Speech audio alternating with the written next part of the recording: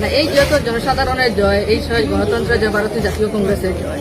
তবে দক্ষিণ করিমগঞ্জের দক্ষিণ করিমগঞ্জের সমষ্টিতে গিয়ে যেটা বুঝলাম, মানে দক্ষিণ করিমগঞ্জের জনসাধারণ মানে এমন একজন ব্যক্তিত্বকে চায় যাদের মধ্যে মানে সততা, নিষ্ঠা এবং নৈতিকতা নিয়ে যাদের কোনো সংশয় থাকে না, সেই ধরনের ব্যক্তিত্বদের চায়।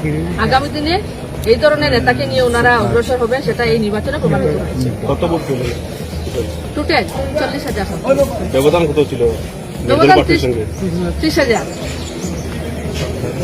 রিপল ভোট হয়েছিল আপনার? রিপোলের যে রেজাল্ট, যেটা মানে এটা মানে অত্যন্ত উদ্বেগজনক রেজাল্ট শুনে আপনারা খুশি হবেন। যে সমষ্টিতে রিপোল হয়েছে, আমার ভোট হলো 414, আর সিদ্দিক আহমদের প্রার্থী যিনি মাত্র 61টা ভোট পেয়েছে। তো আপনারা মানে রেগিং এর কারণ এই রেজাল্ট থেকে আপনারা পরিষ্কার মানে বুঝতে পারবেন কি জন্য রেগিং হয়েছিল। নির্বাচনের সময় বিধায়ক নিলম্বিত কংগ্রেসের বিধায়ক সিদ্দিক আহমেদ আপনার উপরে বিভিন্ন অভিযোগ উত্থাপন করেছিলেন, একেবারে কি বলবেন জয়ের সঙ্গে তাল মিলিয়ে?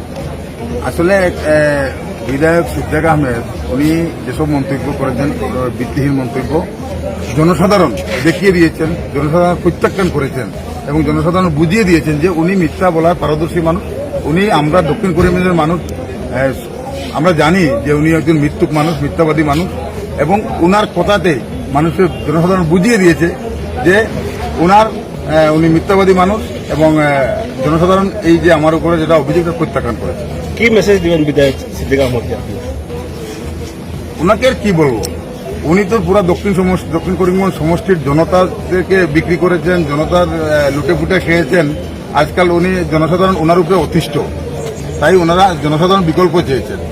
ভোটারদের উদ্দেশ্যে কি বলবেন, যেহেতু ভোটার আপনাকে সাপোর্ট করেছে?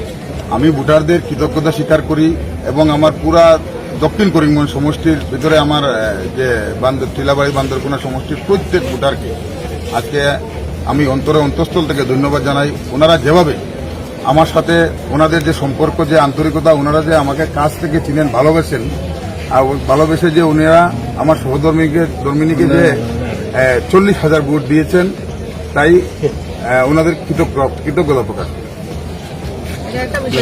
মিথ্যার উপর ভিত্তি করে মিথ্যাকে পুঁজি করে বেশিক্ষণ মানে এগিয়ে যাওয়া যায় না, সেটাই বা নির্বাচনে প্রমাণিত হয়েছে।